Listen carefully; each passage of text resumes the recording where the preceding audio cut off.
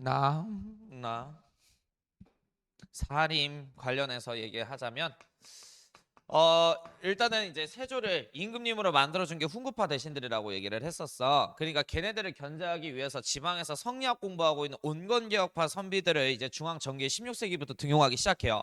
걔네들의 통칭 살인이라 그러는데 일단 이 훈구파 세력들과 살인파 세력들 간에 뭐 이제 나름의 다툼이 있었죠. 네 차례 사와. 거기서 최종적으로 승리한 게 여기 살인파 애들이었단 말이야. 근데 문제는 이 살인파 애들도 지역 출신이 달라. 그리고 따르는 스승님도 다르고 학술적 경향도 다르다. 자, 이렇게 해서 이제 살인은 크게 궁궐 안에 들어온 살인은 영남 지역 출신의 살인 또는 기호 지역 출신의 살인으로 구분이 돼. 자, 일단 이 영남이라고 하는 지역이 어디냐면은 경상북도 문경시 보면은요. 거기에 문경세제라고 하는 요새가 있어요. 여기를 다른 말로 조령이라고 얘기를 하는데 이 문경세제 조령 남쪽 즉 이 경상도 땅을 조령 남쪽이다 해서 영남 지역이다라고 부르는 거야. 그냥 간단하게 얘기해서 이 영남이라고 하는 지역은 경상도구나 이렇게 파악하시면 될 것 같아. 자, 아무튼 여기 경상도 선비들이 중앙에 올라온 거야. 얘네들이 영남살림이라고 얘기를 하는데 자, 이들이 스승으로 받들어 보시는 선생님은 이황 선생님과 조식이라고 하는 분이에요. 알겠죠? 자, 그리고 학술 경향상 이들은 주리론이라고 하는 학술 경향을 따른다라는 게 특징이야. 자, 그리고 이제 기호 지방은 어디냐면은 공주의 금강이라고 하는 강이 흐르거든. 여기를 호강이라고 불렀어. 조선시대는. 알겠지? 그러니까 이 호강 남쪽을 뭐라 부르게?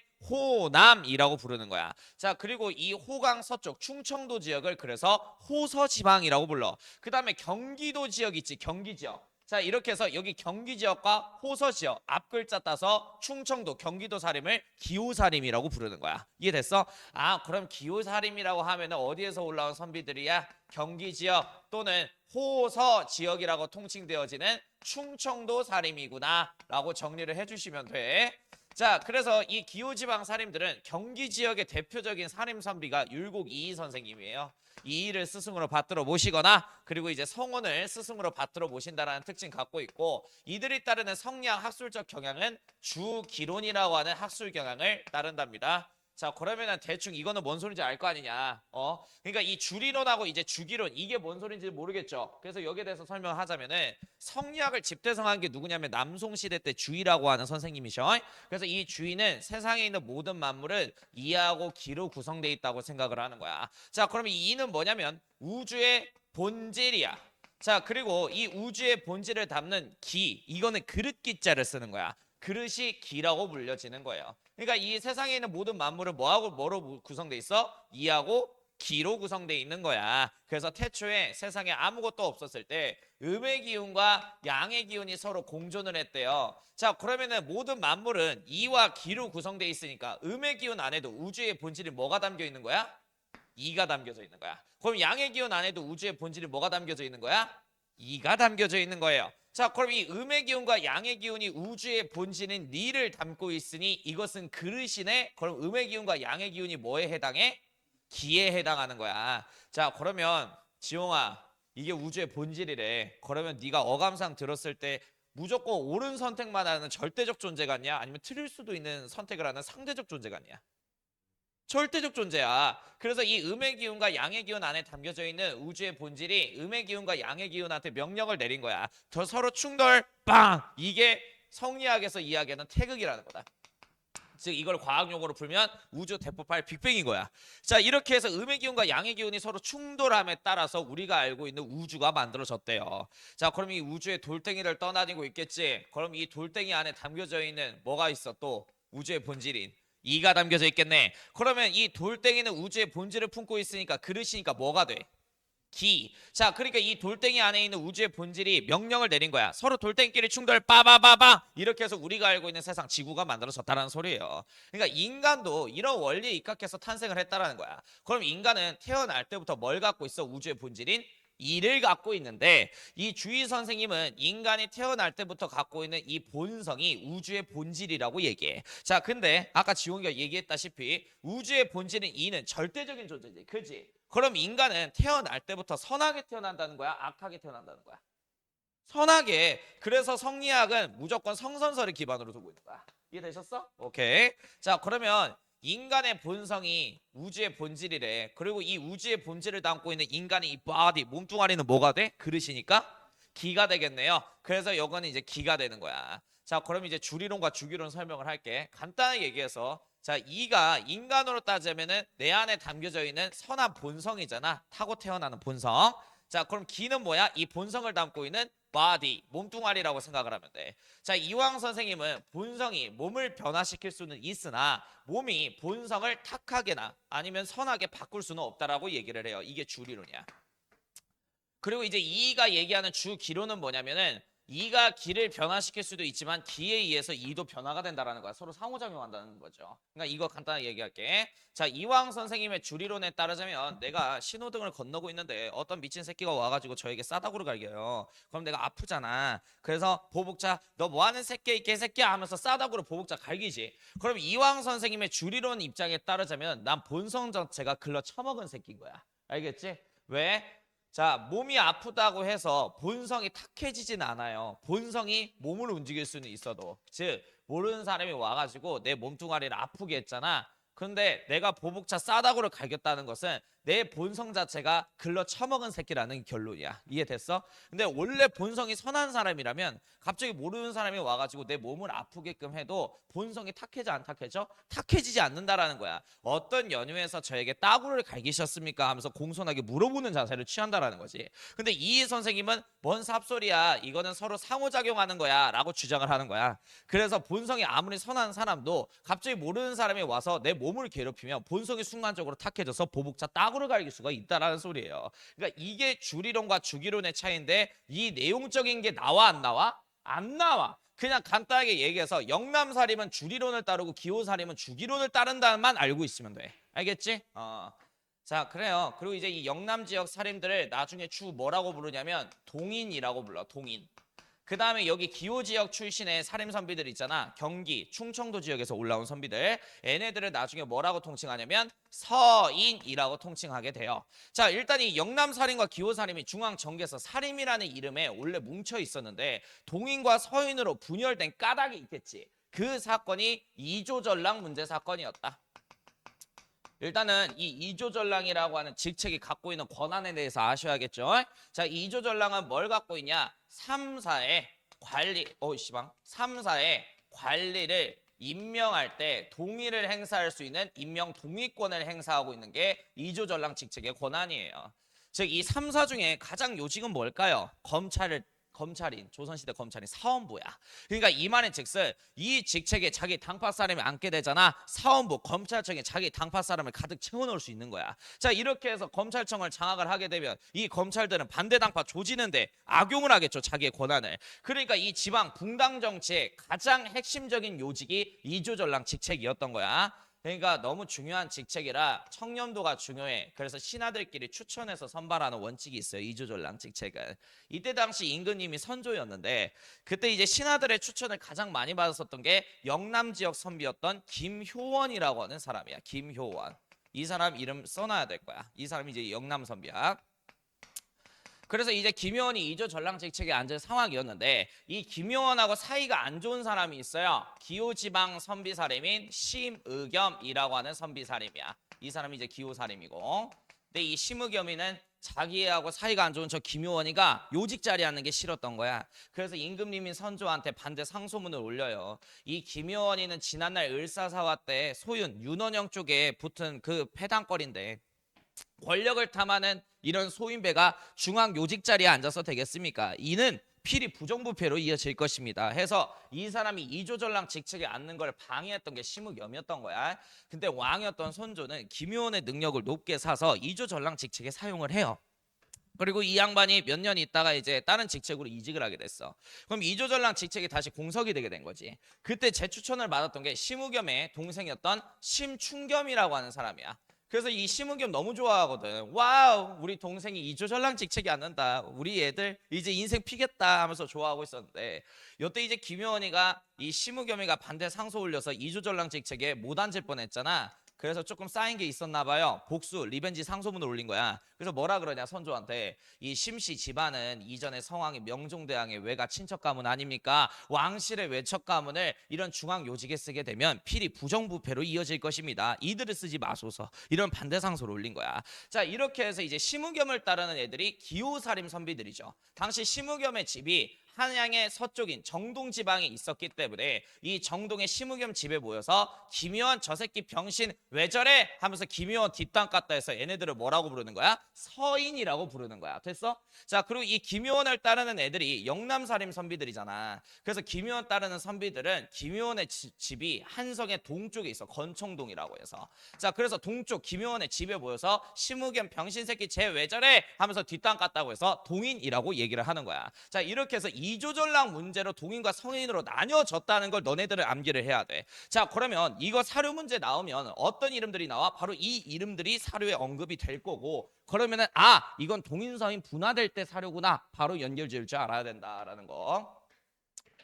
근데 우리 이 귀여운 동인님들이요 선조 때요 또 두 개의 파벌로 분화가 돼요. 북인하고 그 다음에 남인으로. 자, 일단은 요 까닭이 있다. 북인하고 남인으로 나뉘어진 까닭. 바로 정철이라고 아시나요? 예, 그래요. 국어 해본 사람들은 다 알죠. 자, 이 사람 이름만 들으면 발작 버튼이 눌려지는 국어 공부하다 보면 니네들이 1학년 때 관동별곡이라는 걸 배우게 될 것이다. 그러니까 강원도 경치 지린다를 졸라 길게 써놨죠. 대단하신 양반이요. 자, 아무튼간에 이 정철의 건저의 사건 때문에 그래. 나눠지게 된 까닭은 건저의 사건. 지금 보면은 원래 선조 때 이조전랑 문제로 동인하고 서인으로 이렇게 나눠진 상황인 거야. 근데 이때 이제 동인이 북인과 남인으로 나눠진 거예요. 자, 일단 정철의 건조 사건부터 얘기를 하자면은 요 당시에 좌의정 직책에 앉혀 있었던 게 정철이에요. 서인입니다. 서인. 그 다음에 영의정, 그냥 나라의 최고 재상이죠. 영의정 직책에 앉아 있었던 게 이사네야, 이사네. 얘는 동인이고요. 얘는 동인. 자, 그 다음에 이제 유성룡이 있는데 그 이제 유성룡 씨 같은 경우에는 애도 동인인데 우의정이었어요. 요때. 그러니까 지금 보면은 의정부에 있는 이 3정승 중에 정철만 서인이었던 거야.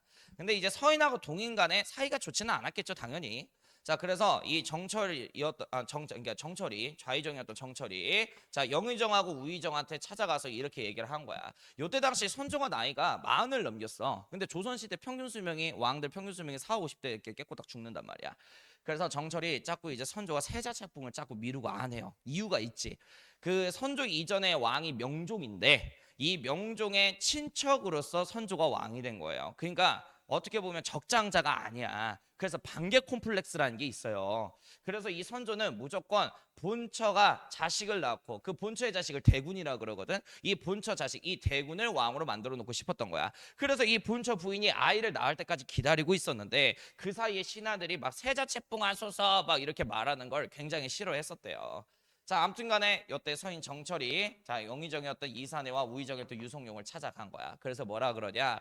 올해 주상저하 나이가 40을 넘기셨는데 아직도 세자책봉을 안 하니 장차 우리나라의 대가 끊어질까 우려가 되옵니다. 영상대감과 우상대감 같이 저하고 같이 가셔서 다음날 어전회의에서 세자책봉을 미루지 마시고 하자라고 얘기합시다. 이렇게 얘기가 된 거야. 자, 세자책봉을 건의하는 것을 건저의라고 얘기를 해요. 알겠지?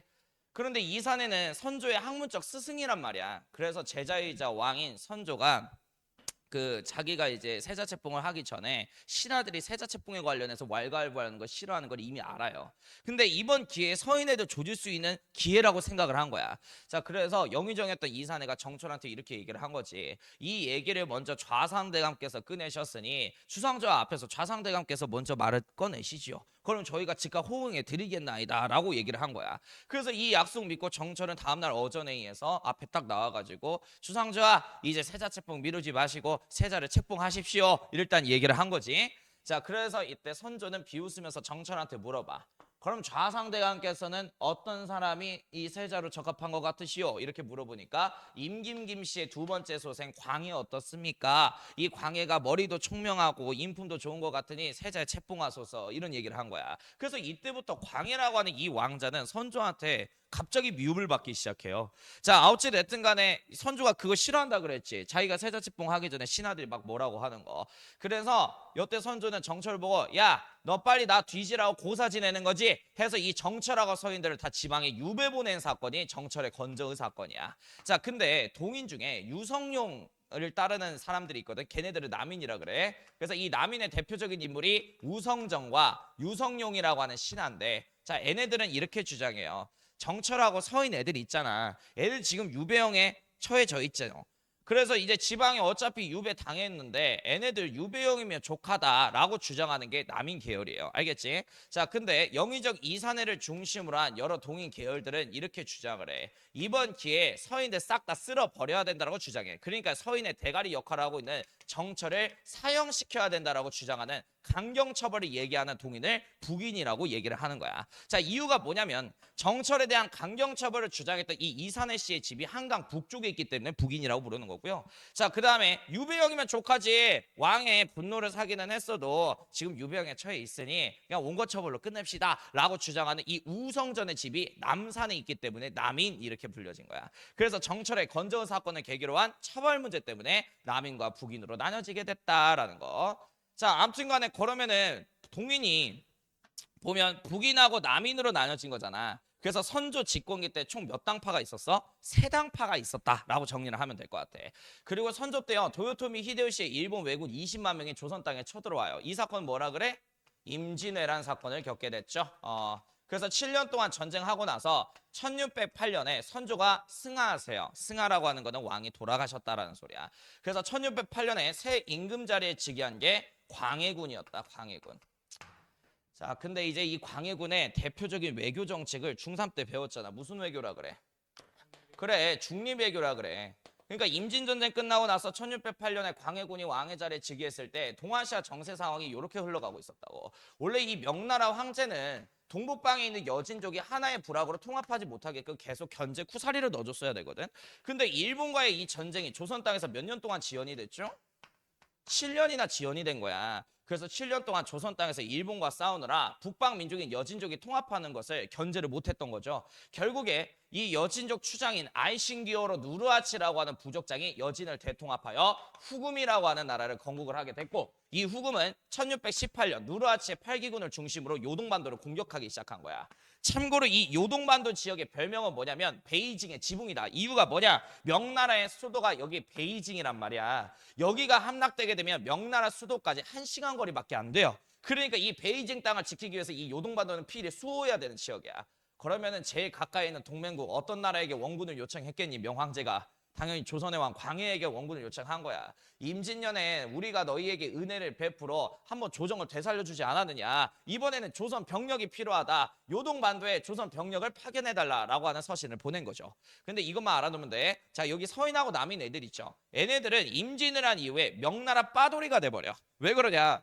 이후 도요토미 히데요시의 일본군에 의해서 우리 조정이 무너질 뻔하였는데 그때 명나라 만력제께서 은혜를 베푸신 거잖아. 원군을 보내줘서 우리 조정을 재건시켜 주셨으니 우리는 평생 그 부모의 은혜를 갚으면서 살아야 된다. 그래서 서인과 남인은 지금 그 은혜를 갚을 길이 생겼으니 당장 요동반도에 조선 병력을 투입하소서 이렇게 얘기를 한 거야. 근데 이 광해군하고 북인이 이때 당시 실권자였거든. 이유 알려줄게. 임진전쟁 7년 동안 광해라고 하는 세자를 따라다니면서 의병을 진두지휘하며 왜군하고 싸웠던 게 북인 당파 사람들이에요. 그래서 광해가 즉위하고 나서 기득권은 북인이었던 거야. 얘네들이 여당이었던 거야. 근데 북인과 광해는 실리적이야. 생각 자체가. 전쟁 끝나지 얼마 되지도 않았는데 남의 나라 전쟁터에 나의 소중한 백성들을 죽으라고 보내기가 싫었던 거야. 근데 서인과 남인 애들의 말도 일리가 있거든. 명나라 황제 도움 아니었으면 임진년에 우리 조정 무너졌어.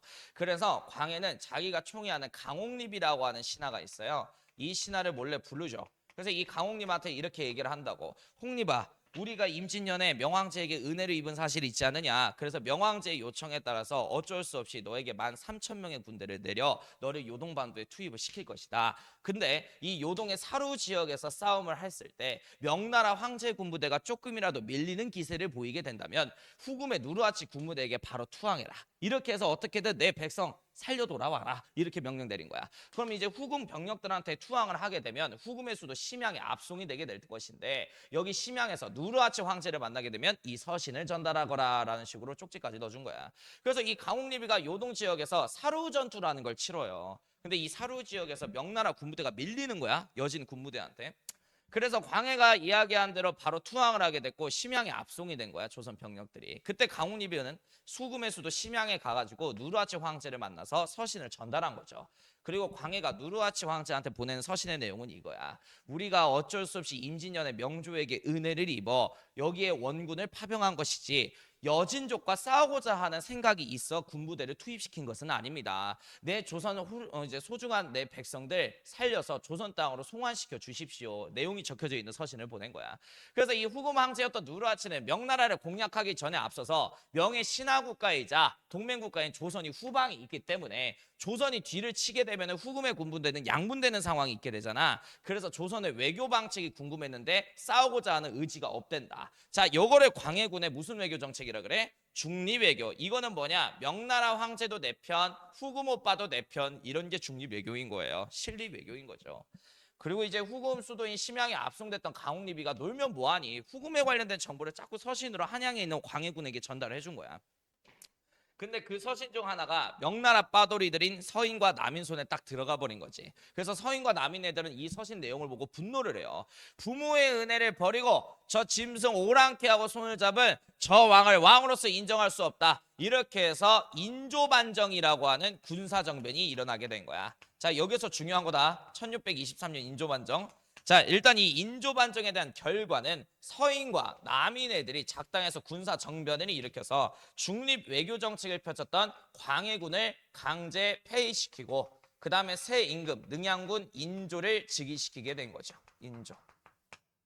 자, 아무튼 이게 인조반정인데, 자, 그럼 상식적으로 생각해봐. 인조반정 이후에 광해군 때는 기득권이 내가 어떤 세력이라 그랬지? 광해군? 북인이라 그랬지. 그럼 생각해. 자, 인조를 걸으면 인조반정을 통해서 왕으로 만들어준 두 당파는 어떤 당파야?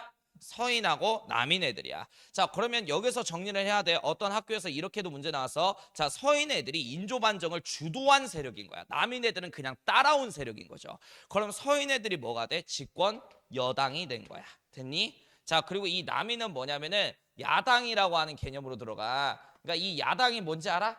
여당, 야당?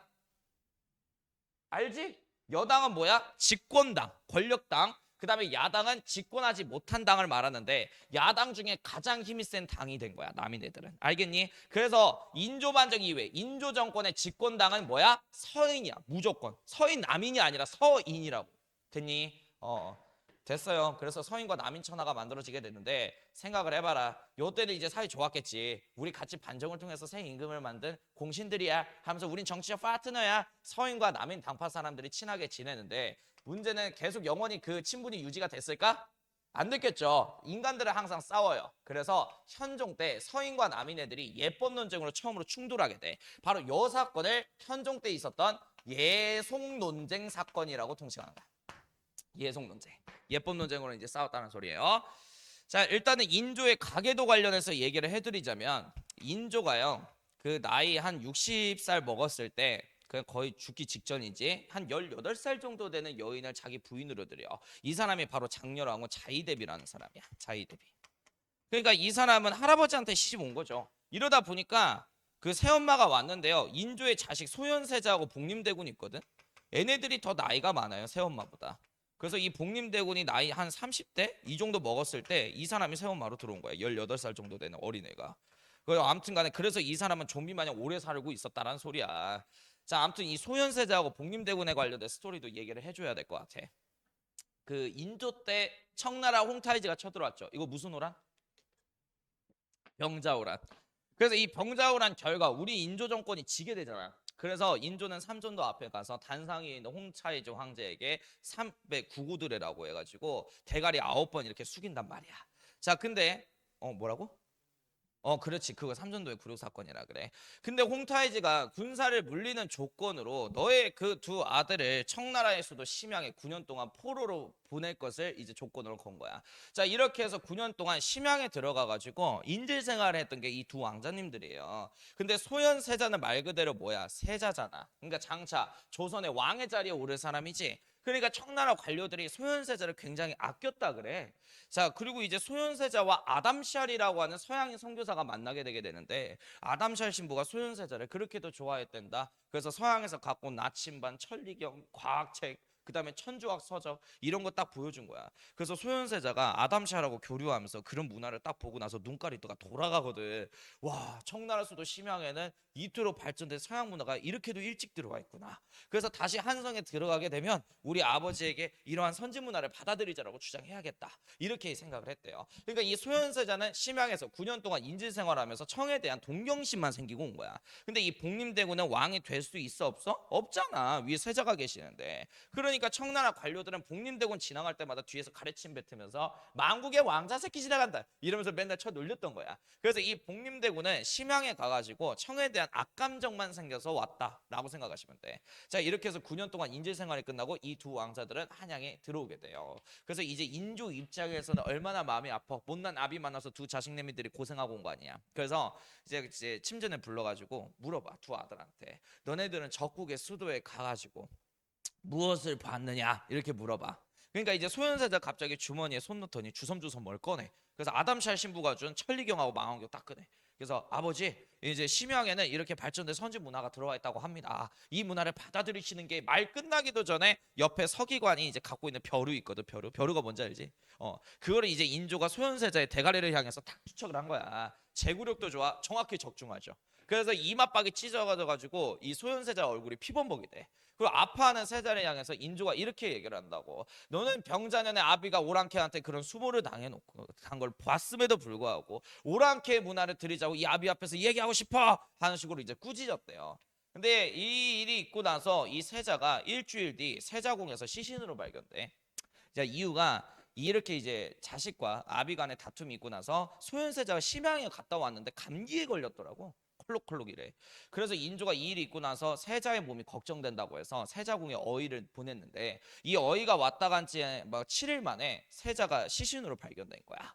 자, 그래갖고 그 다음 날에 난리가 난 거야. 한나라의 대통령을 세자가 어의의 실수로 인해서 죽었잖아. 그러니까 이제 막 신하들은 그 의사 새끼 극형에 쳐야 된다고 막 난리가 났는데 그때 가장 차분한 게 아버지 인조였다라는 거. 그래서 인조는 그 신하들한테 이렇게 얘기하죠. 야, 니네들도 사람 아니야? 사람이면 실수할 수 있지. 그 의사도 실수한 것이니 더 이상 그 의사의 잘못에 대해서 책문하지 말아라 라고 이렇게 얘기를 했대요. 그러니까 역사학자들은 합리적으로 이 첫째 아들 소현세자가 누구 손에 죽었다고 보는 거야? 인조. 그래서 이 이야기를 다룬 영화가 뭐예요? 올빼미. 그래서 니네 교과서 딱 보면은 이 얘기 옆에 딱 있을 때 올빼미 포스트 딱 있어요. 올빼미. 자, 아무튼 간에 소현세자가 이렇게 해서 가시게 됐어. 그럼 이제 둘째 복림대군이 다 왕이 됐겠지. 이 사람이 누구냐면 효종이야. 효종. 그리고 이 효종도 결혼을 했겠죠. 이 효종의 본처 부인이 인선대비예요. 그래서 이 인선대비와 효종 사이에서 나온 게 지금 우리가 보는 예속 논쟁의 주인공 현종이다라는 거. 근데 이 현종이 왕의 즉위를 했어. 왕의 즉위했다는 거 효종이 어떻게 됐다는 거야?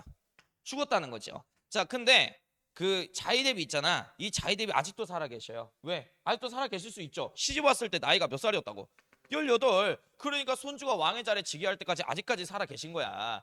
그래서 조금 예매해진 거죠. 예법적으로.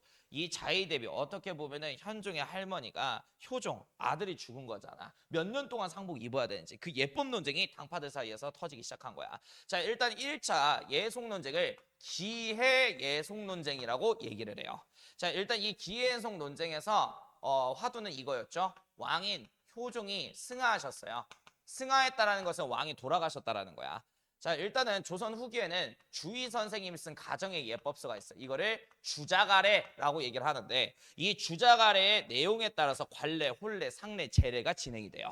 자, 일단 이 주자가래 예법에 따르자면 가족 중 장남이 사망하게 될 경우에 가족들은 3년 동안 상복을 입고 그 예도함을 표현해야 된대. 자, 그리고 차남이 죽게 될 경우에는 가족들은 1년 동안만 상복을 입고 그 애도함을 표현해야 된다. 이렇게 작성이 돼 있어. 자, 그러니 서인 애들은 뭐라고 주장을 하냐면은, 자, 이 복림대군 즉 효종은 장남입니까 차남입니까? 보면 차남이죠. 둘째니까 위에 소현세자가 계시잖아. 그래서 차남 출신의 임금님이 돌아가셨으니 자이 대비께서는 1년 동안만 상복을 입으시면 됩니다 라고 주장을 하는 거야. 근데 남인 애들은 왕과 신하의 예법은 다르게 처리를 해야 되는 것입니다 라고 주장을 해. 자, 이 사람이 차남 출신이긴 하나 선왕은 왕이 되신 분이니 특별한 경우라는 거죠. 자, 그래서 장남 대접을 해드려야 돼서 3년 동안 자이 대비께서는 상복을 입으셔야 됩니다. 남인이 이렇게 주장한 거야. 그러니까 이 남인 애들은 3년, 서인 애들은 1년 이러고 싸운 거야. 그럼 여기에 대한 결정은 누가 해주면 돼? 최종적으로 임금님인 현종이 해주면 돼. 근데 현종은 누구의 말이 옳다라고 손을 들어주게 되냐면 서인의 말이 옳다라고 손을 들어줘요. 왜? 위에 소현세자 삼촌이 계셨다라는 거야. 그래서 내 아버지의 죽음은 비통하나 내 아버지는 차남 출신의 임금님이셨다라는 식으로 해서 서인의 말이 옳다라고 딱 들어준 거야. 그럼 1차 기예송 논쟁은 누가 이겼다? 서인의 승리로 끝이 났다라는 거야. 자, 그 다음에 이제 2차 예송 논쟁인 갑인예송 논쟁으로 들어갈게. 갑인예송 논쟁. 자, 일단 이 갑인예송 논쟁도 역시 마찬가지예요. 주자간의 예법에 의해서 논쟁이 붙게 된 건데, 자, 이때는 누가 죽게 되냐면 현종의 어머니인 인선대비가 사망하신 거야. 자, 그러면 인선대비가 돌아가셨으니 자, 어떤 책에 대한 예법에 따라서 장례가 진행이 돼야 돼? 주자간에. 자, 그러면 이 주자간의 예법에 따르자면은 이렇게 적혀 있어. 장남의 처가 사망을 하게 될 경우에 가족들은 12달 동안 상복을 입고 그 애도함을 표현해야 된대. 자, 그리고 차남의 처가 사망을 할 경우에 가족들은 9달 정도 상복을 입고 그 애도함을 표현해야 된다고 이렇게 나와 있어요. 자, 그러니까 서인 입장에서는 저번에 기예송 논쟁 때 아니 그 이전에 선왕이 어떤 출신의 왕이라고 인정을 한 거야, 임금님께서. 아, 차남 출신이라고 얘기를 했잖아. 그럼 차남의 처가 상식적으로 죽은 거잖아요. 그래서 서인 애들은 차남의 처가 돌아가셨으니 자이 대비께서는 9달만 상복을 입으시면 됩니다 라고 주장한 거야. 당연히 이길 거라고 생각을 한 거죠. 왜? 이전에 차남 출신의 왕이라고 인정을 해주셨으니까. 자, 근데 우리 남인 애들은 자존심을 굽히지 않아 왕과 왕족과 신하들의 예법은 다르게 처리해야 되는 것입니다. 차남 출신의 왕이시긴 하지만은 왕이 되셨으니 장남 대접을 해야 되고 인선 대비 역시 장남 처 대접을 해야 됩니다. 그래서 자이 대비께서는 12달 동안 상복을 입으셔야 됩니다. 남인은 또 이렇게 주장을 한 거야. 그러니까 이제 궁궐 안에서 남인 애들은 12달, 서인 애들은 9달 이렇게 또 논쟁이 붙은 거야. 그럼 결정 누가 해주면 돼? 임금님인. 현종이 해주면 되는 거예요. 근데 이제 현종이 갑자기 이상한 소리를 해. 그 아버지 돌아가셨을 때보다 엄마 돌아가셨을 때가 슬픔이 더 컸대요, 현종이. 근데 고작 3달이잖아. 그래서 자기 그 슬픈 감정을 3달 동안만이라도 관료들이 좀 공감을 더 해줬으면 좋겠는 거지, 가족들이. 자, 그래서 갑자기 이상한 소리를 해. 우리 아빠는 차남 출신의 왕이 맞지만 우리 엄마는 장남의 처야 하면서 남인의 말이 맞대요, 갑자기. 그래서 이때 2차 갑인예송 논쟁은 남인의 승리로 끝이 나게 돼. 그래서 서인 애들은 의문사 당한 거죠. 왜 저래? 뭐 이런 느낌이야. 아무튼 요게 예속 논쟁인데 가끔 가다가 역사 이상하게 알려주는 학교쌤들이 이 예속 논쟁을 보고 뭐라고 얘기를 하는지 알아? 그러니까 이 옷 몇 개월 입는 거 그게 뭐가 중요하다고 신하들끼리 맨날 당쟁이나 해. 이런 걸로 당쟁했기 때문에 조선이 일찍 망한 거지 이런 쌉소리를 하는데요. 그게 아니죠. 이건 뭐냐면 신하들 간의 붕당 정치, 기싸움을 얘기하는 거야. 야, 얘네들도 옷 몇 달 입는 거 그게 중요했겠냐? 그게 아니야. 남인과 서인 간의 권력 다툼의 대표적인 사례가 이건 거야. 자, 조선은 예하게 입각한 나라이기 때문에 논쟁할 게 막 칼로 막 싸우겠냐고. 얘네들이 이제 무신들도 아닌데. 그래서 이 예법 논쟁으로 서로 간에 경쟁전을 한 거죠. 일단 뭐 최종 승자는 남인으로 끝났다. 자, 그리고 이제 숙종 얘기할게요. 숙종.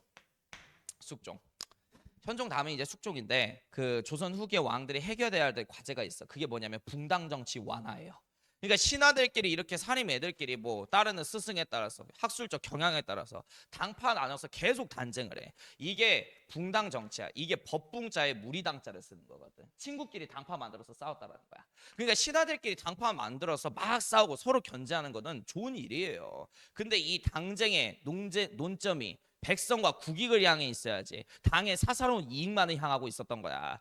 그래서 이 붕당 정치가 너무 과하다 보니까 이거를 해결하는 게 조선 후기 왕들의 과제였는데 숙종은 세자 시절 아버지 현종 제2년 간에 있었던 예속 논쟁을 인상 깊게 본 거야.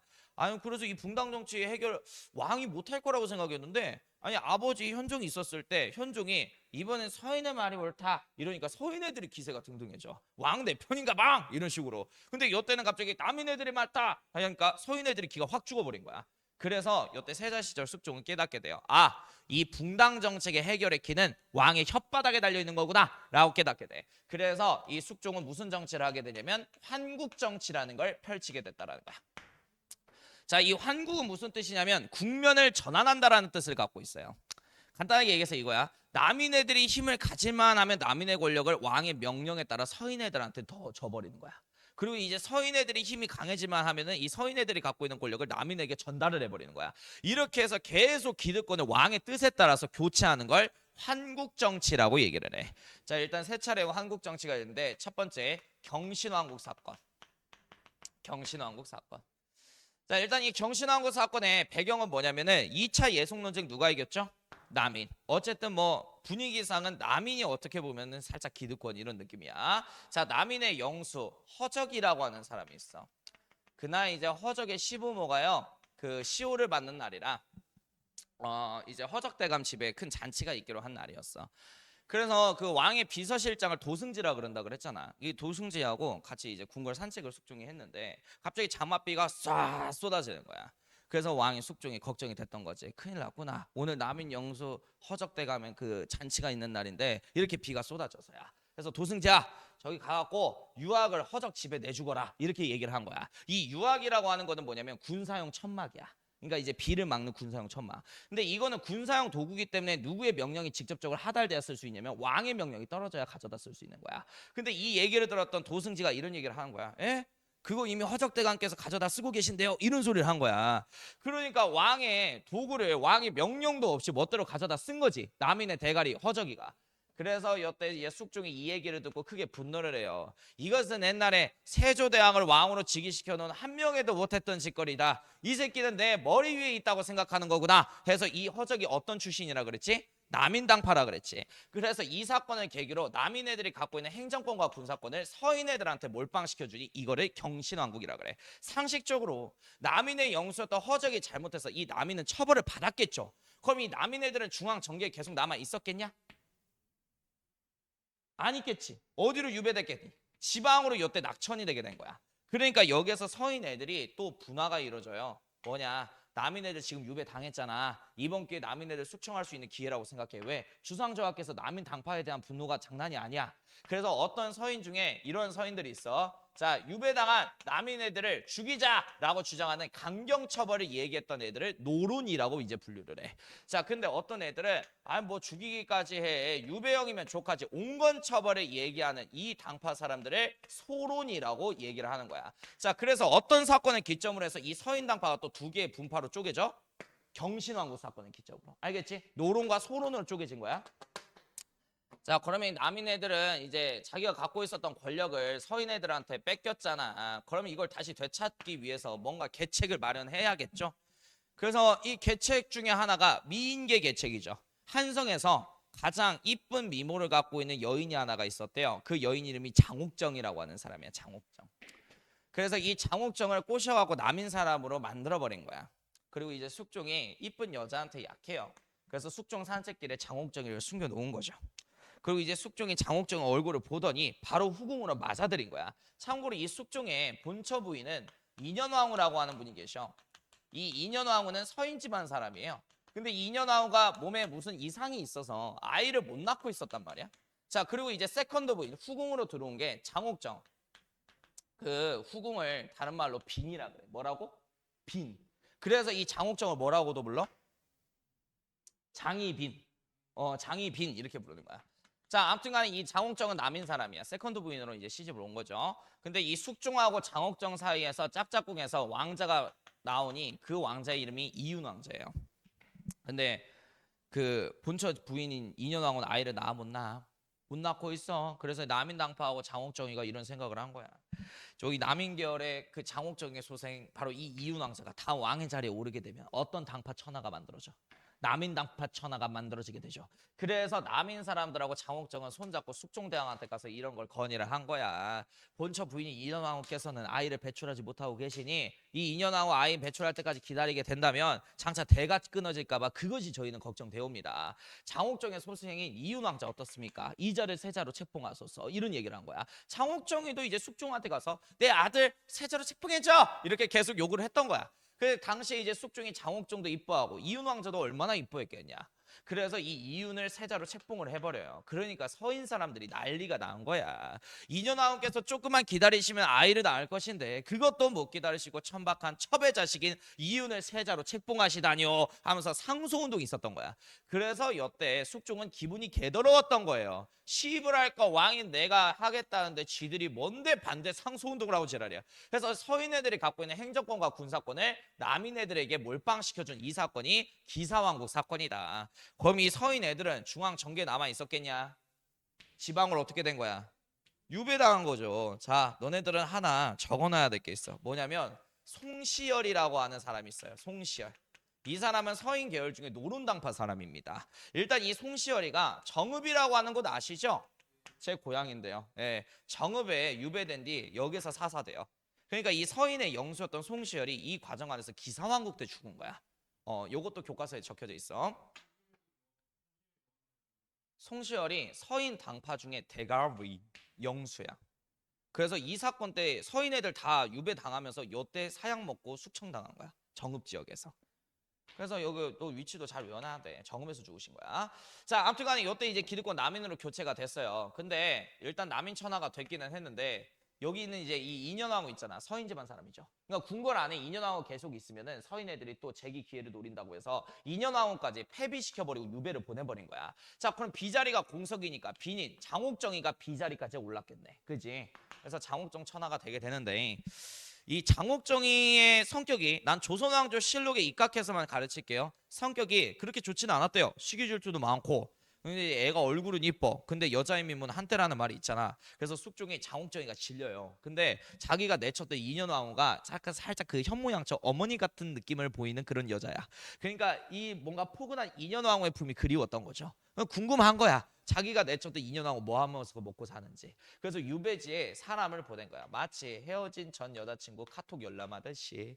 그래서 사람 딱 보냈는데 당연히 숙종대왕은 자기가 바람펴서 내친 여인 아니야. 그러니까 이 인연왕후는 자기를 막 증오하고 있을 거라고 생각했어. 근데 증오는커녕 남편 만날 날을 기다리면서 남편에게 선물로 줄 옷을 만들고 있었고, 그 다음에 남편을 매일 밤 그리면서 시를 이제 짓고 있었다라는 거야. 그 소식을 들었던 숙종대왕은 아, 내가 현모양처를 내쳤구나. 그래서 남인당파 사람들 앞에서 이렇게 얘기한 거야. 저번에 내가 내쳤던 그 인현왕후 있잖아. 다시 복직시킬 거야. 비로. 이 소리를 한 거야. 그러니까 남인당파 애들이 난리가 난 거야. 이럴 거면 인현왕후 왜 폐비시켜 유배 보내셨습니까? 하면서 난리가 난 거야. 장옥정이도 이때 반대 상소운동을 했었고요. 그러니까 이제 숙종이 기분이 나빠. 아니 시불할 거 왕이 내가 결정을 하겠다는데 지들이 뭔데 지랄이야? 해서 요때 남인 애들을 다 유배 보내버리고 서인 애들한테 행정권과 군사권을 다 몰빵시켜준 거야. 이게 마지막 사건 갑술왕국 사건이에요. 그러면은 자 이거 중요해. 갑술왕국 이후에 남인 애들은 지방에 뭘 당한 거야? 유배당한 거야. 자, 그리고 이 남인 애들은 이제 지방 선비로서 활동을 하게 되고요. 주로 서인 애들이 중앙 정계를 다 차지하게 돼. 자, 그럼 이때부터 뭐가 시작된 거야? 서인 애들의 일당 독재가 시작된 거예요. 근데 서인 애들이 경신왕국 사건으로 두 당파로 나눠졌다 그랬지. 뭐하고 뭐로? 노론하고 소론. 아, 그럼 이 갑술왕국 이후에 궁궐에 있는 당파는 딱 뭐밖에 없어? 노론과 소론으로만 구성돼 있다라고 보시면 돼. 이해됐니? 오케이, 좋아. 자, 그럼 계속 얘기할게요. 그 숙종이 또 후궁 하나 더 있어요. 뭐냐면 최숙빈이라고. 얘 노비야. 누구 모시는 몸종이었냐면 인현왕후 모시는 몸종이었다. 근데 인현왕후께서 기사왕국 때 한번 유배를 당했지. 그래서 궁궐에 갑자기 사라졌었어, 왕비가. 그래서 왕비를 모시고 있었던 몸종이었던 최숙빈이가 아, 우리 주인님 밥은 잘 드시고 계시나? 밥 딱 차려놓고 거기서 기도하고 있었다는 거야. 무사히 돌아오십시오 왕후님 뭐 이런 식으로. 근데 이제 숙종대왕이 그 길을 산책하다가 이 최숙빈의 기도하고 있는 모습을 보게 된 거야. 이 여인의 마음이 너무 이쁜 거야. 그래갖고 이제 최숙빈은 보고 자기 침수해들라 이렇게 해서 이 최숙빈과 숙종 사이에서 낳은 게 이금왕자랍니다. 이금 왕자. 자, 아무튼 이 장옥정의 죽음에 대해서 먼저 얘기를 할게요. 이거 이금 왕자에 관련해서 얘기하기 전에 요때 남인애들이 유배당했다 그랬지, 그지? 근데 이 장옥정이는 궁궐에 계속 냅뒀거든. 왜? 얼굴 이쁘니까 그랬나 봐, 숙종이. 근데 이 장옥정의 입장에서는 저 인현왕후만 없었어도 자식 비자리로 올라갈 수 있는 거잖아. 인현왕후만 죽으면 돼, 이런 생각을 했던 거야. 그래서 궁궐 동쪽에 무당집 하나가 있는데 거기는 무녀에게 왕후를 저주할 것이니 왕후를 저주할 수 있는 물건 하나만 만들어 주셔, 이렇게 얘기한 거야. 그래서 이제 지푸라기 인형 하나를 만들어줘요. 그리고 이제 장옥정이가 매일 밤 거기다 바늘 찔러대면서 인현왕후 되자 하면서 이렇게 저주를 한 거야. 근데 이 저주가 효과가 있었나 봐요. 일주일 만에 이 인현왕후가 사망을 한 거지. 그래서 이 인현왕후 장례식 치를 때 숙종대왕이 굉장히 마음 아파했대. 자기가 바람 펴서 스트레스 받아서 일찍 죽은 줄 알고, 자기 아내가. 자, 그래서 이제 막 너무 아파하고 있었는데 숙종에게 어떤 소문 하나가 들리는 거야. 이거는 왕 때문이 아니라 장옥정이라고 하는 이 녀석이 동쪽 성문 바깥에 나가서 무녀집에 가서 무녀하고 같이 저주했기 때문에 인현왕후 죽은 거래. 그러니까 이제 이 숙종 입장에서는 내 잘못 아니라는 걸 뭔가 합리화할 수 있는 명분 하나가 생겼죠. 그래서 이 장옥정에게 그는 사약을 하사하게 되는데 아침부터 나장이라 그래, 고문관들을. 그래서 이 고문관들이 장옥정이 딱 팔다리 잡아놓고 야 처먹어 하면서 아메리카노를 막 먹이려 그래, 사약을. 근데 장옥정이가 안마 하면서 막 실랑이를 펼친 거야. 근데 그 실랑이를 저녁 6시까지 갈겨버린 거야. 그러니까 이제 나장 고문관들도 지쳐서 떨어진 거죠. 그리고 이제 장옥정이도 지쳤나 봐. 그래서 이 장옥정이는 나장들한테 이렇게 얘기를 해. 내 마지막 소원이 있는데 그 소원 하나만 들어주면 깔끔하게 사약 원샷 딱 드링킹하고 가시겠대요. 그래서 그 소원이 뭔데? 이렇게 하니까 마지막으로 자기 아들 이윤 왕자, 이윤세자 좀 얼굴 좀 보고 가고 싶대. 그래서 이걸 숙종한테 전달을 한단 말이야. 그래서 숙종 입장에서도 어미가 죽기 전에 마지막으로 자식 얼굴 보겠다는데 그거 말릴 사람 어딨냐. 그래서 이윤세자를 데리고 와라, 이렇게 얘기를 한 거야. 그래서 이제 장옥정 앞에 이윤세자가 온단 말이야. 근데 갑자기 이윤세자 보고 장옥정이가 이렇게 손짓을 해. 그래갖고 가까이 가거든. 근데 이윤세자의 그 바지가랑에 장옥정이가 손을 딱 집어넣더니 그 이윤세자의 그 남자의 그 있잖아요, 파이어 에그, 그걸 잡고 뜯어버려. 그러니까 이제 이윤세자가 얼마나 아파 하면서 소리를 고래고래 지르면서 아 하면서 아파하고 있는 자기 아들을 향해서 너도 그거 달고 있으면 네 아비처럼 바람피게 분명하니 그 원흉을 제거해 주는 것이니 감사히 여겨라 하면서 사약 먹고 돌아가신 게 옥정이에요. 자, 그래서 이제 숙종이 죽고 나서 어찌됐든 간에 이 두 명의 왕자 중에 학렬이 높은 게 이쪽이잖아요. 그래서 이 이윤세자가 왕의 자리에 오르니 조선 최초의 고자왕 경종이죠. 경종. 근데 물론 불알을 뜯겨본 경험은 없겠지만요, 나중에 한번 아파 보시면은 알게 되는데 한 군데 아프기 시작하면 연다발로 폭탄처럼 다 터져. 사람 몸이란 게 그래. 그러니까 경종은 즉위하고 나서부터 항상 병치레를 많이 해. 그래서 몸이 편찮았던 거야. 자, 그리고 왕의 수라를 담당하는 거는 무조건 왕족이 담당합니다. 그러니까 니네가 왕이라고 생각을 해보면 돼. 내가 앞으로 아침, 점심, 저녁 먹을 밥상이야. 근데 생판 모르는 남의 관료들한테 이걸 맡길 수가 있겠냐? 독탈 수 있잖아. 그래서 무조건 가족들한테 맡겨요, 왕도. 그러니까 이때 당시 매일 아침에 수라상 회의를 주도했던 게 이금 왕자였던 거야. 근데 이 이금 쪽에 붙은 게 노론이었어. 이 노론 당파 애들은 이렇게 합리적으로 계산이 섰던 거야. 이 경종은 뭐야? 고자야. 아이를 배출할 수 있어, 없어? 없어. 그럼 경종이 죽게 되면은 그 다음 왕은 누가 돼? 이복 동생인 이금 왕자밖에 될 사람이 없잖아. 그래서 나는 이금 라인, 이게 노론이고, 경종 쪽에 붙은 서인 당파는 소론 애들이에요. 그럼 노론 입장에서는, 이금 왕자랑 노론 입장에서는 빨리 이 경종대왕을 죽고 이금을 왕의 자리에 올리고 싶겠지. 그래야 노론 천하가 되니까. 그래서 노론하고 이금 애들을 이금하고 짠 거예요. 그래서 그 수라상 회의에서 이금 왕자가 이런 말을 했대. 우리 형님께서, 그러니까 경종대왕 말하는 거죠. 우리 형님께서 최근에 병치레도 많고 몸이 편찮은 것 같으니 보양식으로 간장게장과 꽃감을 진상해 드리는 게 어떻겠습니까? 라고 얘기해. 근데 그 수라상 회의에 참석한 어이가 반대를 했지. 음식에도 조합이라는 게 있습니다. 간장게장하고 꽃감이 대장 안에 들어가서 섞여버리게 되면은 독이 됩니다. 장염을 유발합니다. 올리지 마십시오. 이렇게 얘기를 하는데, 그럼 전문가의 말을 들어야 될 거 아니야. 근데 이금 왕자는 그 말을 한 의사한테 오히려 꾸짖으면서 이렇게 얘기를 했대요.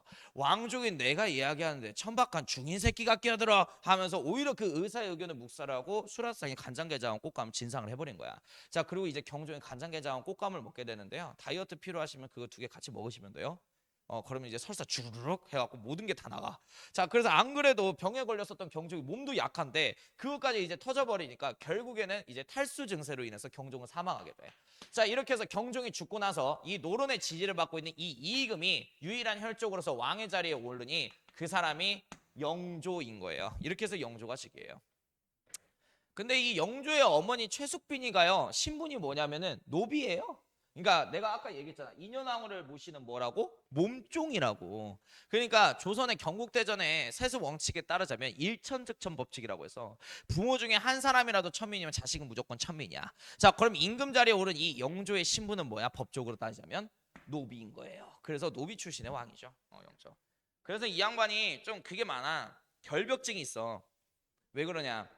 자기가 뭐 잘나서 왕의 자리에 올랐나? 그리고 자기는 노비 출신이잖아. 그러니까 나를 왕으로 만들어준 이 노론 당파들 있지. 얘네들한테 학문 쪽으로 조금이라도 밀리면 노론 당파 애들이 뭔 생각을 하겠냐? 왕 족밥으로 볼 거 아니야. 그래서 항상 공부했던 사람이었고 옷가짐새 하나하나도 결벽증 걸린 환자 마냥 반듯하게 하고 다녔어요. 왜? 옷가짐 하나 틀어진 것 같다가 또 트집 잡을까 봐. 그래서 아무튼 영조가 임금으로서는 최고의 임금이죠. 근데 이런 아버지 밑에서 자식은 좋았겠냐? 역같지. 그래서 아버지로서는 빵점이었다. 자, 아무튼 간에 이 영조가 이렇게 즉위하게 됐고, 자, 영조는 조선 후기의 붕당 정책을 해결하기 위해서 세 가지 정책을 하게 되는데, 자, 여기에 서술형 포인트예요. 영조의 붕당 정책 완화 정책 세 개를 서술하셔. 일단 첫 번째, 탕평책. 자, 노론하고 소론 애들이 궁궐 안에 있다 그랬지. 자, 영조는 이렇게 얘기한 거야. 나는 노론 편도 아니고 소론 편도 아니다. 왕으로서 중립된 입장에 서서 옳은 정치를 하겠다. 탕평책이에요. 그래서 이 탕평책을 하겠다라는 것을 알리기 위해서 탕평비라고 하는 비석을 만들게 되는데, 자, 여기서 포인트는 뭐냐면 탕평비를 만들 때 유동인구가 가장 많은 한양의 종로에다가 설치를 했다는 게 포인트야. 그러니까 이거를 선생님이 전국으로 바꿀 수도 있어요. 종로예요. 유동인구가 많은 지역에 설치해야 백성들에게 자기 뜻을 알릴 수 있으니까. 자, 그리고 하나 더 거기다 적어. 탕평파라고 하는 파벌도 만들어. 탕평파. 그래서 이제 새로 신안을 뽑고, 자, 노론하고 소론당파 있다 그랬지. 자, 이 노론하고 소론에 들어가 있지 않은 중립적인 가운데 파를 만드는 거야. 이걸 탕평파라 그래. 그래서 영조하고 탕평파 신하들끼리 노론하고 소론의 균형을 맞추면서 정치를 했던 거죠. 이걸 탕평책이라고 얘기하고. 자, 그리고 서인하고 남인으로 사림애들이 나눠진 까닭이 뭐야? 중앙요직인 이조전랑 직책 때문에, 싸움 때문에 나눠진 거지. 그래서 이조전랑의 권한을 약화시켜요. 어떻게 해요? 자, 왜 싸웠습니까? 이조전랑이 사헌부 관리 임명 동의권을 갖고 있잖아. 그러니까 검찰 임명에 관련된 실권을 얘네들이 갖고 있는 거야. 그래서 이 사헌부 관리 임명 동의권, 3사 관리 임명 동의권에 대한 권리를 뺏어요. 그래서 이조전랑은 이제 아무것도 아닌 직책이 돼버려. 그러면 이제 이러한 중앙 요직이 없다 보니 당파들끼리 싸워. 이 요직 자리를 놓고 안 싸워. 그 다음에 또 하나, 지방 붕당 정치의 핵심지였던 서원을 혁파합니다. 영조 때 들어가게 되면은 18세기에 전국적으로 한 1000개 정도 되는 서원이 있었어요. 서원이 내가 뭐라 그랬지? 서원이?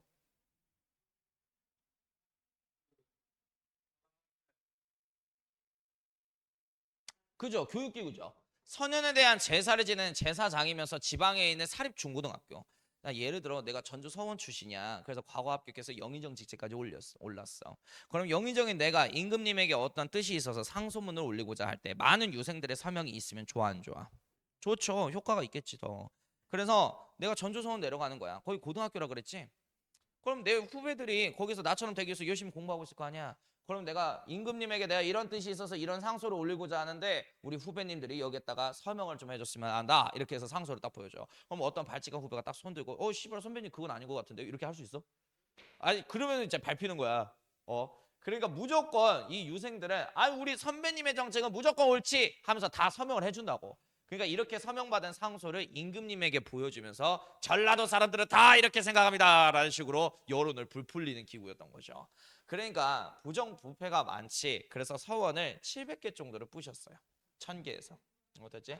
그리고 나중에 이제 47개 남기고 다 부신 사람이 흥성대원군이야. 이번 중간고사 시험 보면 대원군까지예요. 기말고사는 이제 개항기 그 강화도 조합부터. 한국사 니네가 느껴라. 근데 승우는 다 들었잖아. 개화기까지. 거기 연도까지 다 외워야 돼. 거기 근현대사 들어가게 돼. 그래서 모르겠네요. 예. 지금 막 통합사회가 수능 과목 돼가지고 핫해서 그러는데 원래 제일 족 같은 과목은 한국사예요. 야, 내가 지금 진솔이하고 수능 강의도 2인 1팀으로 하려고 막 교재 막 회의하고 막 그러거든. 근데 통합사회는 가르칠 게 많이 없어. 문제를 많이 풀려야 되잖아. 근데 한국사 내 거 개념서 이번에 나왔다 그랬잖아. 본개념서. 어우, 끔찍해요. 너무 많아요. 음, 음, 음. 그렇지. 어, 어. 우리가 니네가 프린트 가져다 주면 전라고 프린트 강의를 따로 찍어서 올릴 거야, 밴드에. 어. 그래서 프린트 대비 그런 거 이제 우리가 다 해줘. 진솔쌤한테 전달해 주면 돼. 그럼 따로 영상 강의로 찍어서 올릴 거야. 음, 음.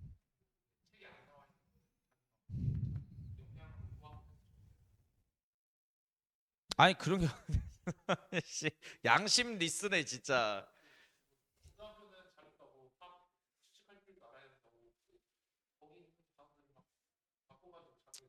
저기요 선생님 개념 강의를 하실 땐 논리 추론력을 만들어 주셔야죠. 그래서 개념 강의하면서 논리 추론력을 만들어 주시고 문제 풀 때 이거 논리 추론력이 있어야지. 개념 빵꾸를 찾으라는 거는 그냥 귀찮은 거잖아.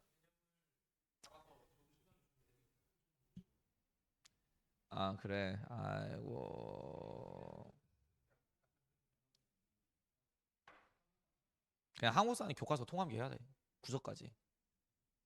아니, 그래서 그건 있어. 문해력 좋은 친구들은 솔직히 사회가 개념량이 많은 과목은 아니야. 그래서 내가 알려주자면 내 밑에서 지금 진우가 세계사 하잖아. 자, 사회문화라고 하는 과목이 있어. 수능 과목 중에 사화가 아닌데 사회문화. 그다음에 세계사. 자, 알려드릴게. 사회문화 4개 끝낼 양이 세계사 하나 끝낼 양이야. 개념량이래. 이게 역사 과목이야. 근데 단 사무는 개념이 얇아. 사회는. 그래서 개념은 금방 끝나는데 문제는 뭐야? 문제풀이 훈련을 해야 돼. 인구 부양비 계산. 그러니까 그게 딱 보자마자 1초 만에 나와야 돼. 문장 딱 읽고. 시간을 줄여야 돼. 시간이 부족해서 그래. 여러 개 벤 다이어그램하고 도표 이 자료를 종합적으로 추론하는 통계적인 능력. 이거를 보는 거거든. 그래서 문풀의 강의를 많이 하지. 문풀에 시간을 많이 쓰지. 근데 우리 세계사는 문제 한 문제도 풀 필요 없죠영. 한국 사람. 그 대신 개념이 토 나와요. 공부할 때. 그런다라는 거. 그래서 차이가 이렇게 많이 있어. 차이가. 그래서 강의안 학교쌤들이 만들어주는 강의안이 그렇게 막 많지는 않을 거예요. 그래서 문해력만 좀 있잖아. 문해력이라고 하는 거는 책을 읽을 수 있는 능력을 말하는 거야. 글을 읽을 수 있는 능력.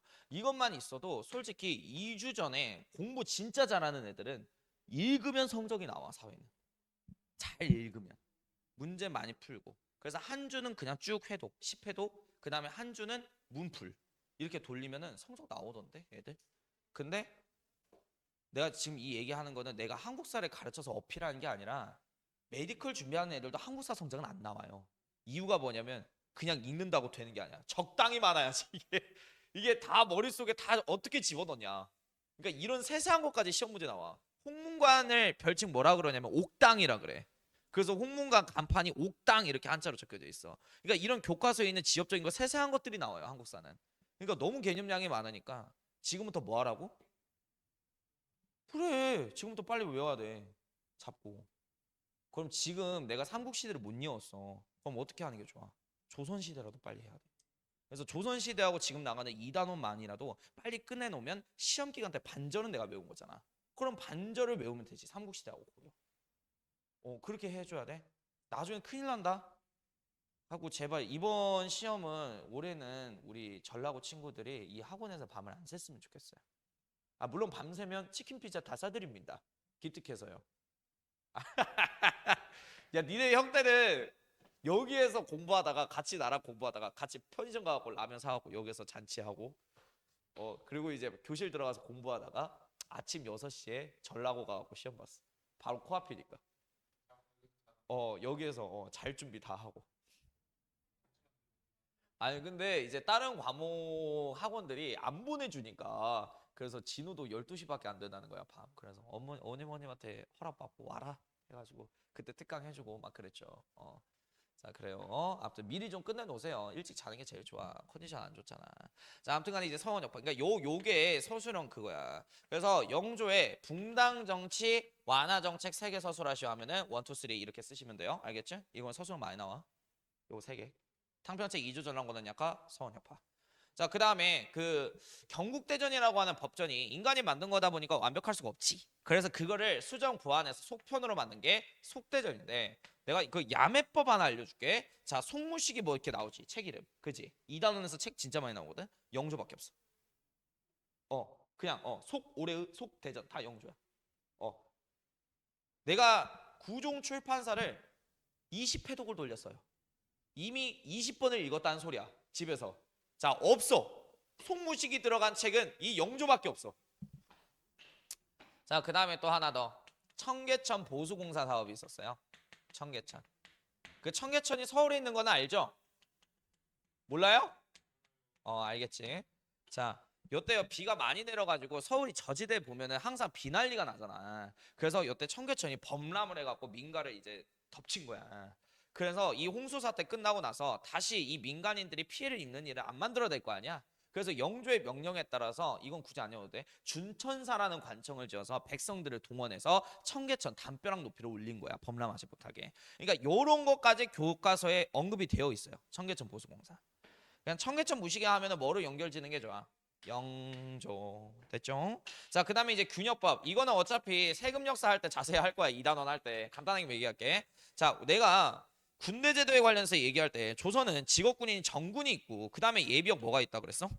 보인이 있다 그랬잖아. 얘네들은 평상시에 농사 짓고 있고 장사에 종사하죠. 일반 평민을 보인이라 그래 예비역. 근데 전시 상황에 뭐가 되는 거야? 솔저. 자, 그런데 계속 솔저인 사람이 누구야? 정군. 자, 그러니까 국가의 배려 덕분에 얘네들은 군역에 종사하지 않고 일상생활하고 있는 거잖아. 그럼 매년 군대를 안 간 대가로 원래 군포라고 하는 병역세를 낸다고. 이거 갖다가 이 정군들을 뭐 해주는 거야? 월급 준다고요. 자, 아무튼 간에 이 군포라고 하는 병역세 세금이 1년에 두 필이었는데 영조가 임진왜란과 병자호란 끝나고 즉위하신 분이란 말이야. 자, 그러니까 이 양난 이후에 사람들이 먹고 살 게 있어 없어?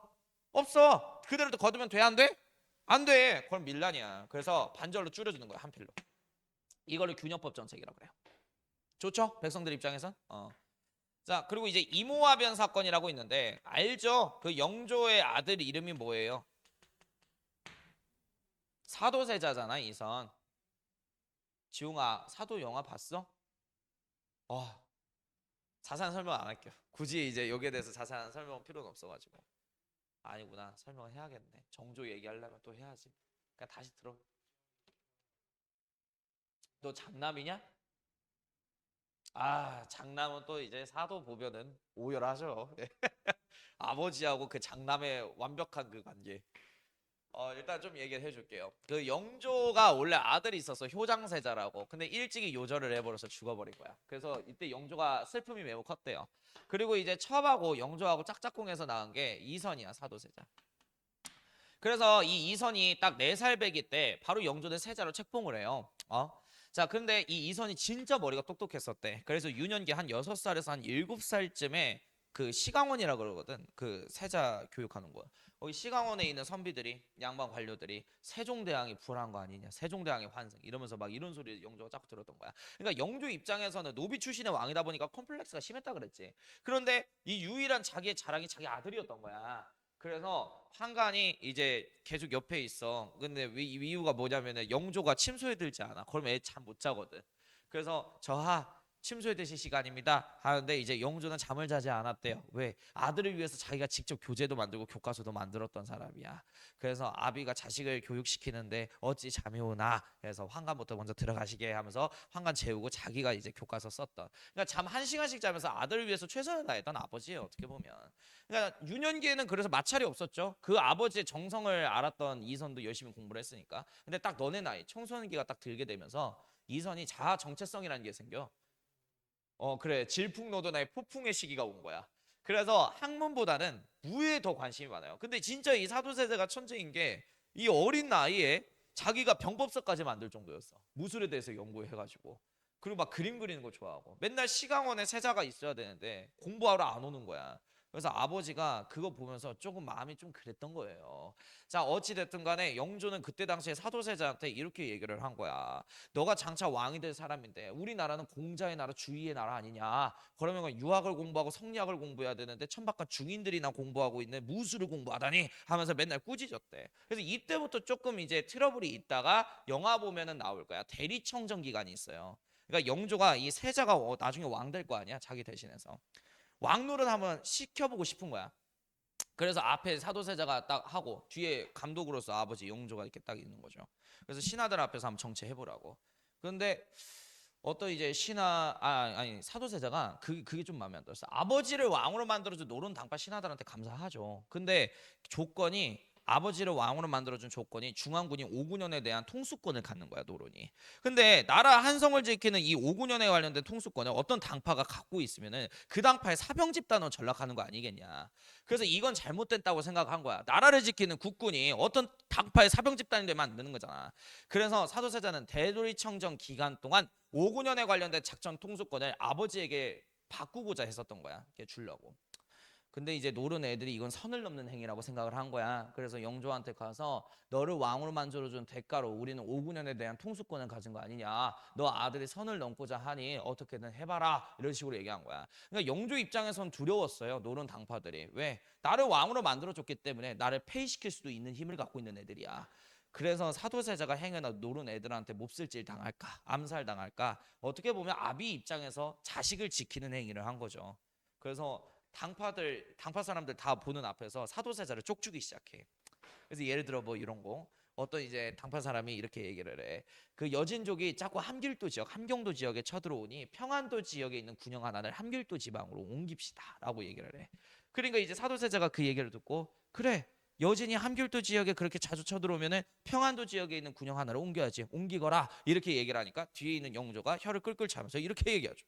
내가 평안도 지역에 군영 하나를 더 둔 이유가 있는데 너가 내 동의 없이 멋대로 함길도 지역에 군영을 옮기면 내 입장이 뭐가 되냐? 앞으로 뭔 일을 하든 간에 나한테 물어보면서 진행해라, 이렇게 얘기를 한 거야.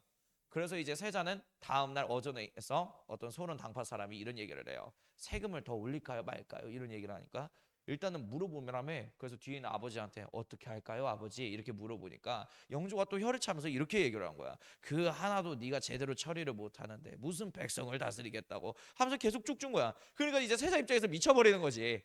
자, 그래갖고 요때 세자가 마음에 병이 생기기 시작해요, 대리청정 기간에.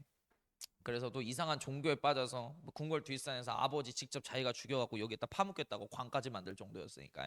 그러니까 이제 세자가 막 궁궐에 있는 황과 모가지 자르면서 자랑하듯이 돌아다니고, 그러니까 막 정신병이 생겨서 이 세자를 왕으로 만들어 놓으면 안 될 것 같아, 영조 입장에서는. 근데 이 사도세자하고 해경공공시 사이에서 아이가 나오죠, 이산. 그러니까 이 사람이 이제 세손인 거지, 영조 입장에서는. 그러니까 세자는 왕으로서 글러먹었는데 세손 머리도 똑똑하고 괜찮아, 이산이가. 그래서 세자 교육을 안 하고 세손 교육을 하기 시작해요.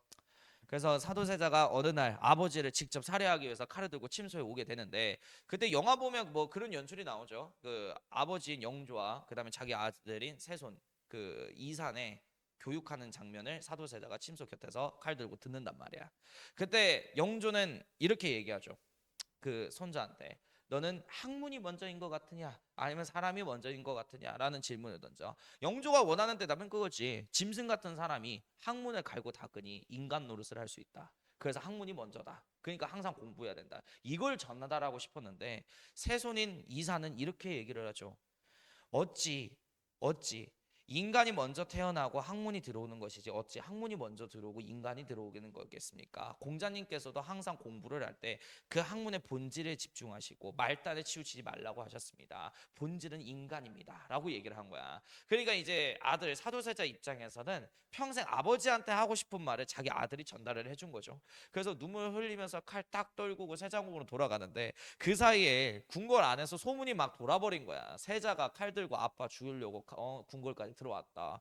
그러니까 왕을 죽이러 한 역적이잖아. 근데 영조 입장에서는 세손인 이산이를 왕으로 만들어 놓고 싶어. 근데 조선 법률이 그래, 법률이. 역적의 자식은 왕을 할 수가 없어. 그러니까 사도세자는 역적죄인으로 처벌되는 것이 아니라 아비가 자기 자식을 직접 처단하는 쪽으로 가야 돼요. 그래서 영조는 다음날 완전 무장한 상태로 사도세자를 궁궐에 부르죠. 그리고 칼 딱 던져주면서 너는 왕을 죽이려고 하였다. 역적죄인으로서 스스로 목숨을 끊어라 하면서 이제 자결하라고 칼 딱 던진 거야. 근데 이제 사도세자는 거기에서 또 뭐라고 반박하잖아. 제가 역적 죄인이면 의금부 관원들을 통해서 법률적으로 저를 처단할 것이지 아버지가 뭔데 저를 직접 처단하십니까? 하면서 오히려 거기에서 말싸움을 한 거야. 뭐 갑자기 세자가 아빠가 죽는 게 그렇게 소원이시라면은 제가 죽어드리겠나이다 하면서 막 이제 방바닥에 이제 땅바닥에 머리를 막 이렇게 찌기 시작해. 그러니까 이때 당시 이제 소론 애들이 사도세자 쪽 라인이었거든. 그러니까 이 소론 애들 입장에서는 사도세자 죽잖아. 세자를 보필하지 못했던 죄로 다 숙청당해요. 그러니까 막 세자 좋아 하면서 막 이제 머리 박는 막 세자 머리 막 감싸고 막 그러고 노는 애들은 막 하면서 행복해하고 있고 막 세자 뒤진다. 그래서 이런 상황을 지켜보고 있었던 영조가 쌀 담는 뒤죽을 갖고 오라 그래요. 그래서 뒤죽은 한 요만해. 그래서 세자 보고 직접 들어가라 이렇게 명령 내려. 그래서 사도세자는 내가 직접 들어갈 것이다 해서 자기가 직접 들어간 다음에 이 뒤주에 있는 사도세자를 직접 못 박아서 아버지인 영조가 가두죠.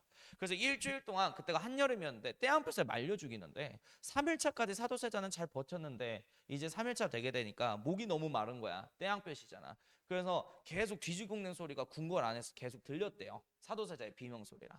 그러니까 자식인 이사는 내가 하필 태어났기 때문에 세자인 아버지가 죽는 거라고 생각해. 왜? 조선 법률상 세자가 살아있는데 어떻게 세손이 왕이 되니? 그러니까 세자인 사도세자는 무조건 죽어야 될 운명. 그래서 자기 부인과 함께 아버지에게 물 한 모금이라도 드리기 위해서 물 떠서 가져다 주는데 영조는 그것마저도 막죠. 그래서 세손인 이사는 처음으로 영조에게 할아버지에게 처음으로 대들었지. 아들이 돼가지고 아비한테 물 한 모금 못 줍니까? 막 이런 식으로.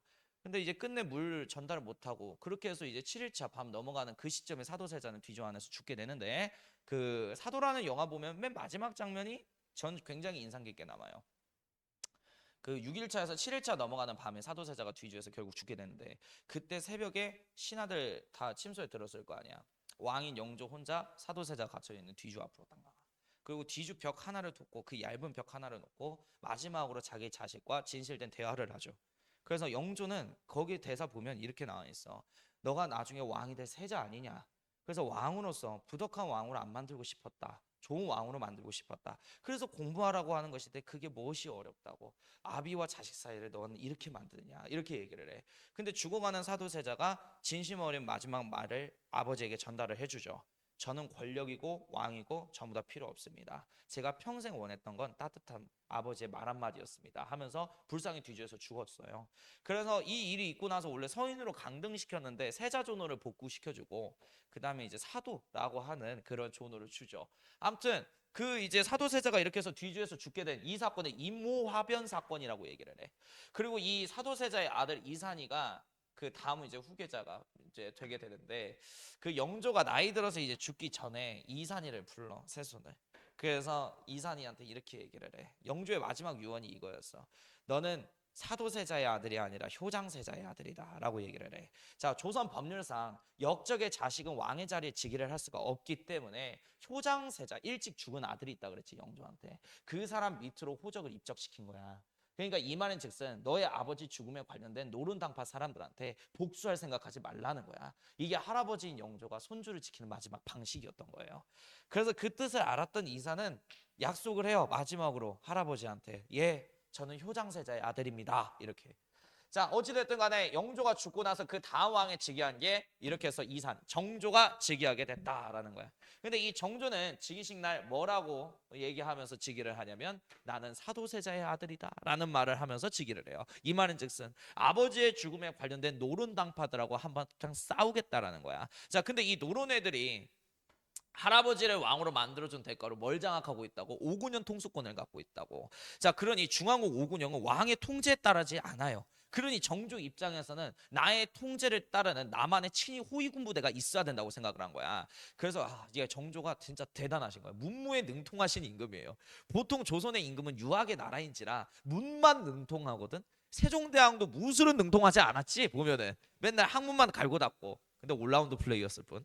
아무튼간에 근데 이 정조는 무술까지 연마를 했죠. 할아버지 영조가 세손인 정조한테 가르쳤던 가르침이 그거지. 왕이라고 해서 꼭 칼손잡이 치는 거 아니고 신하라고 해서 꼭 칼끝 찌는 거 아니다. 왕도 부족하면 칼끝 찐다.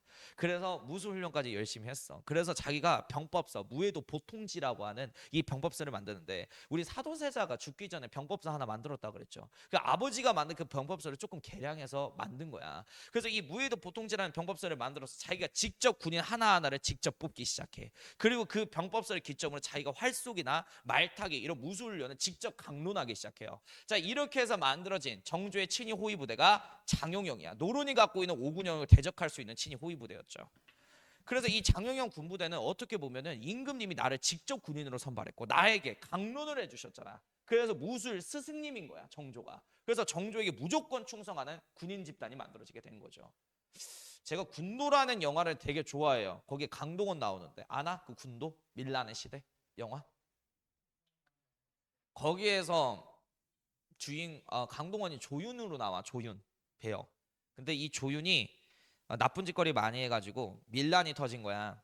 그 조윤 있는데 나주 지역에. 그래서 이제 사람들이 조윤 죽이려고 막 죽창 들고 막 오거든. 강동원이 조윤이야. 근데 그때 조윤의 명대사가 그거야. 타고난 인생을 바꾸기 위해서 내 인생을 걸어본 사람들만 나에게 칼을 덤비라고 얘기를 해요. 그러니까 대부분 사람들이 딱 타고 태어난 그 상황만 원망만 하지 이 상황을 바꾸기 위해서 자기 인생과 목숨을 걸어보는 노력을 하진 않아요.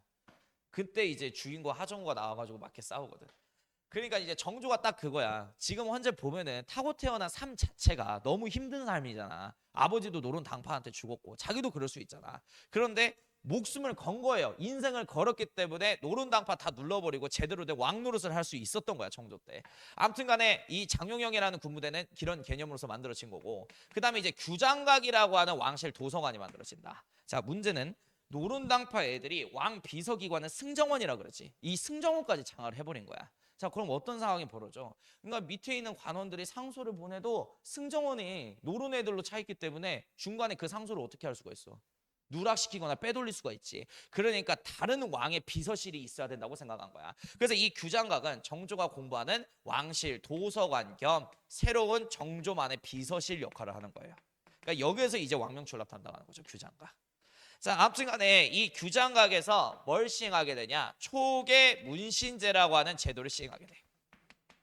선생님, 초계 문신제는 뭔가요? 과거 합격하고 올라온 그 문신들 있지. 이 규장각 도서관에 앉혀놓고 자기가 직접 성리학 경전을 강론하기 시작해요. 그럼 이 문신 관료들 입장에서는 나의 학문적 스승이 누가 돼버려? 왕인, 정조가 되죠. 그럼 정조한테 충성하는 문신 집단도 이렇게 해서 만들어지게 되는 거잖아. 아우, 그래서 나는 정조가 정말 대단한 것 같아요. 예. 그리고 이 규정각 직책에 설 출신의 사람들을 검서관 직책에 많이 임명을 하는데 설이 뭔지 아니? 세컨드 부인 자식이야. 근데 얘네들은 맨날 이제 천대시 받아가지고 무시를 많이 받아서 원래 주요 관직에 올라갈 수 없었는데 요때 올라올 수 있었던 거예요. 정조는 능력 중심의 사람이거든.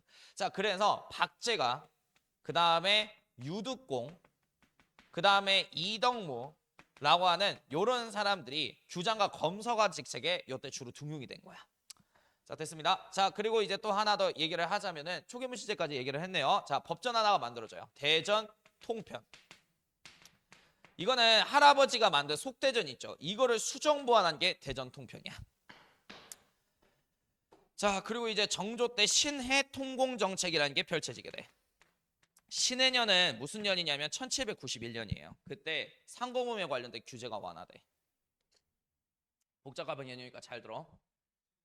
신해 통공 1791년. 복잡한 개념이니까 잘 들으셔야 돼요.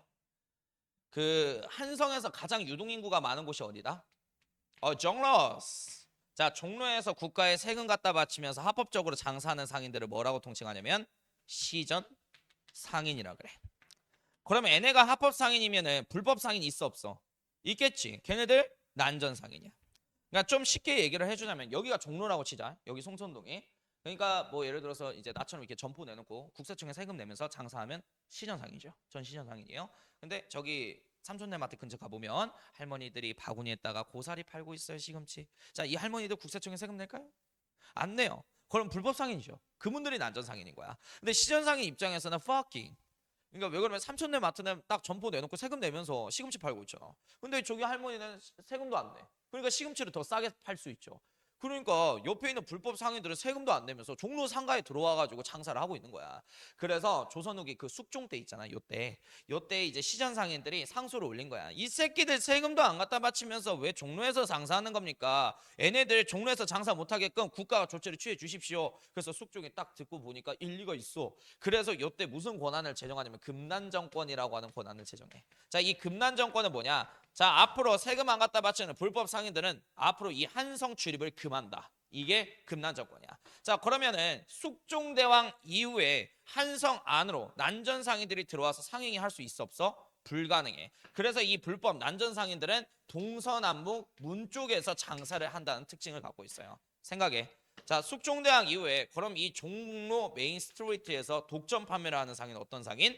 시전 상인. 그럼 얘네들의 가격을 이전보다 펌핑해 아니면 낮춰? 펌핑. 자, 이러다 보니까 종로 물가가 너무 뛰어버리니까 사람들이 이 시장을 안 찾는 거야. 종로 상거리 다 죽어버리기 시작한 거지. 그래서 정조 때 영의정 최재공이 이런 말을 해. 이 종로에 있는 시전 상인들의 폐악질 때문에 한성의 상업이 죽어버린다고. 그래서 이 시전 상인들의 경쟁 상대인 난전 상인들의 도성 출입을 허용을 하여 종로에서 이 두 상인끼리 경쟁하도록 만들면 알아서 물가는 조정될 거래요. 자, 이렇게 해서 금난 정권을 폐지한 게 정조예요. 이걸 다른 말로 뭐라 그래? 신의 통공. 됐지? 맞죠? 정확하죠? 애덤 스미스죠. 잠깐 당황했던 게 여기 하다가 갑자기 근대 인물 이름 딱 들으니까 아니 내가 여기서 동아시아사하고 한국사하고 세계사하고 있잖아. 나 앞으로 이제 좀 정리하려고 목요일은 한국사만 하고 금요일은 동아시아사 세계사만 이렇게 하려고. 왜 그러면 혼란스러워. 내가 여기 왔다 갔다 하니까 여기는 또 군주를 왕이라고 불러야 되고 여때는 또 황제라고 불러야 되고 막 그런단 말이야. 저하 폐하 이건 다르잖아. 근데 내가 막 강의 연출을 할 때 왔다 갔다 해버리니까 나도 헷갈려 미쳐버리겠어. 나라 왔다 갔다 하고 몇천 년을 왔다 갔다 해 하루 동안. 아무튼 뭐 이게 신의 통공 정책이다라는 거. 그 다음에 이제 마지막 업적 수원화성에 관련해서 얘기할게요. 수원화성.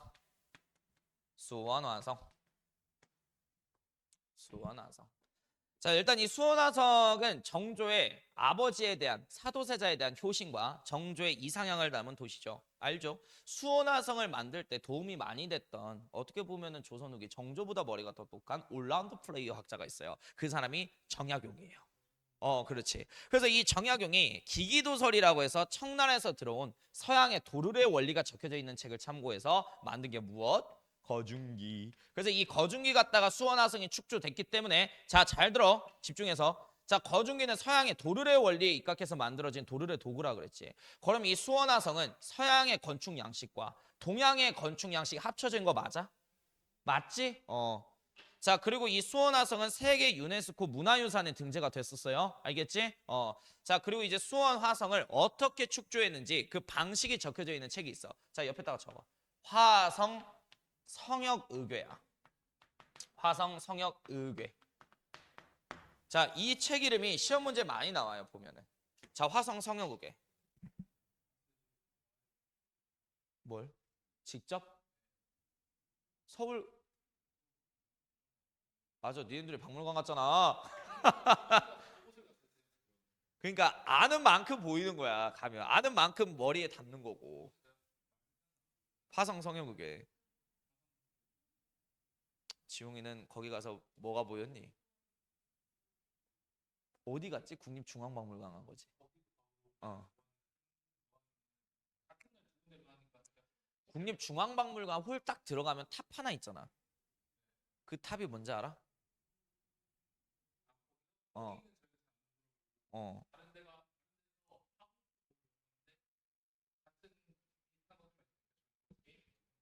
아니 어찌됐든 같이 봤다는 거잖아요. 화성 성형극에 이게 수원화성이 어떤 원리로서 어떤 순서에 맞게끔 축조가 되었는지 그 축조한 그런 거를 적어놓은 게 화성 성형극이야. 시험 문제 많이 나와. 경천사제 십중석탑이요. 고려. 의궤. 맞네. 오늘 딱 여기까지.